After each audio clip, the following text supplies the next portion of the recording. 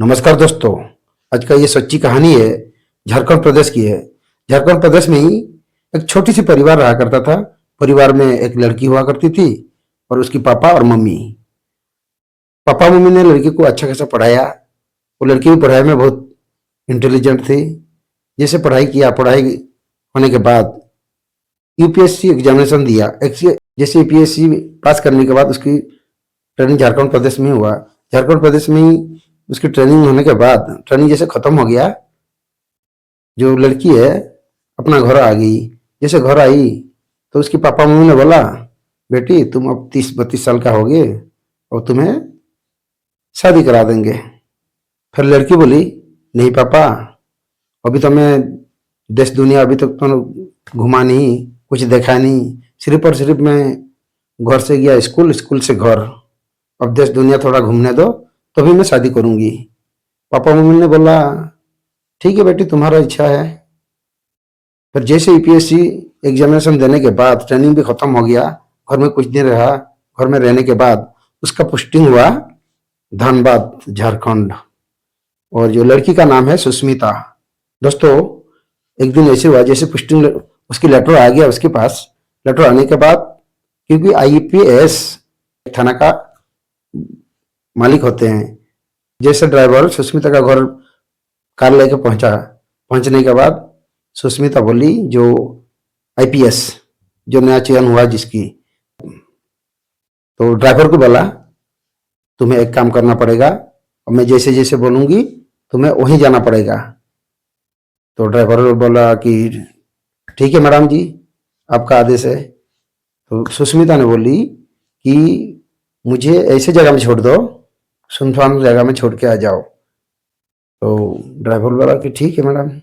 अब जो आईपीएस अधिकारी, जो नया आईपीएस बनी हुई थी, उसने ड्राइवर को यहाँ तक ही बोल दिया था कि मैं जो भी करूंगी कोई किसी को भनक तो लगना नहीं चाहिए। अगर कोई किसी को भनक लग गया तो फिर तुम्हारा भी नौकरी चला जाएगा। तो ड्राइवर ने बोला, नहीं मैडम, मैं कोई किसी को बताऊंगा नहीं, आपका इच्छा। तो ड्राइवर साहब ने लेके कहीं सुनसान जगह में छोड़ दिया। सुनसान जगह में जैसे छोड़ा, सुनसान जगह में छोड़ने के बाद जो लड़की है सुष्मिता अपना साड़ी भिखारिन के भेष में अपना रूप बदल दिया।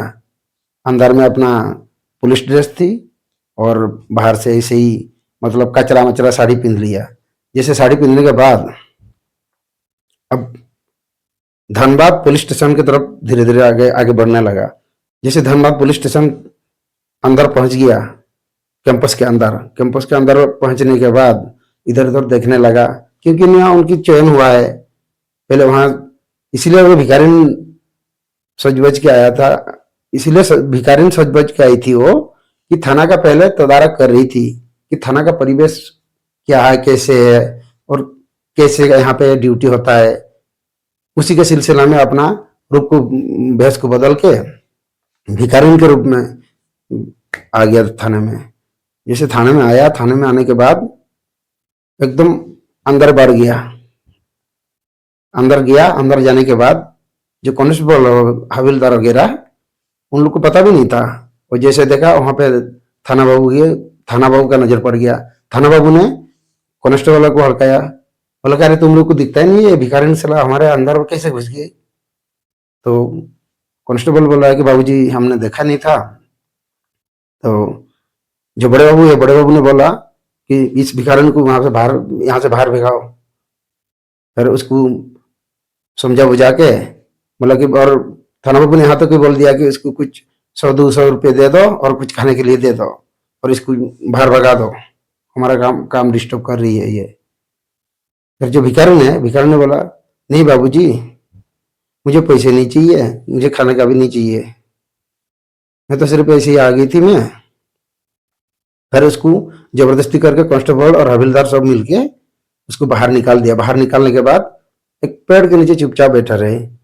उसी बीच में क्या हुआ कि एक अमीर घर का लड़का और एक गरीब परिवार का लड़के का केस पहुंचा, जिसमें कि अमीर घर का जो लड़का था बलात्कार किया था लड़की के साथ।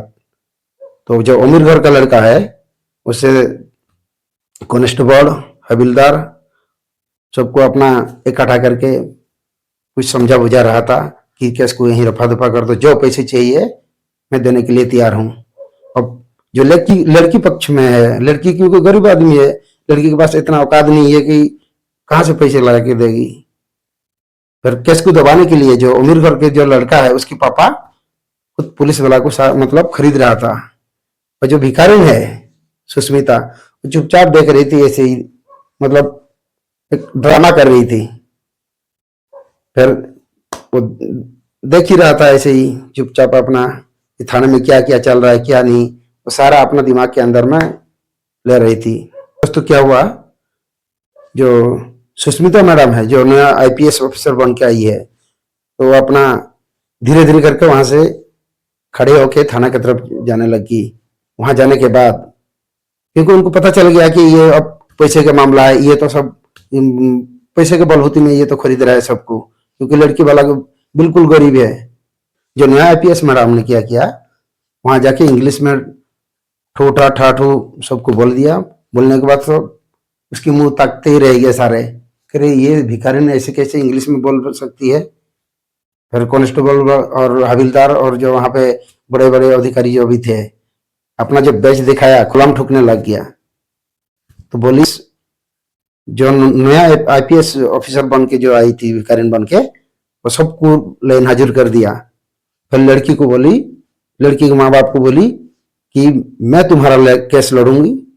और जितने भी थाने वाले वहां पे थे, कांस्टेबल, सिपाही और हवलदार और जो बड़े बड़े पदाधिकारी, सब उसके पैर छूने लग गए। को बोले कि यही भ्रष्टाचार तुम लोग को इसीलिए नौकरी दिया हुआ है सरकार ने। पीएस सुष्मिता जी वो लड़की के माँ बाप को समझाया बुझाया, और जो लड़का के पक्ष में जो आए थे उसकी पापा मम्मी और जो एक दो आदमी जो भी आए थे, उनको भी फटकार लगाया, करे कि मैं कोर्ट में देख लूंगी तुम लोगों को। जो गरीब परिवार से आए थे उसके माँ बाप को आश्वासन दिए कि चिंता मत करो, मैं जब तक हूँ थाने में तब तक मैं तुम्हारा केस लड़ते रहूंगी। दोस्तों ये छोटी सी कहानी आप लोग को कैसे लगा, मुझे कमेंट बॉक्स में जरूर अपना अपना राय दिए। आज का कहानी यहीं समाप्त करता हूँ, फिर मिलेंगे नेक्स्ट वीडियो में। नमस्कार।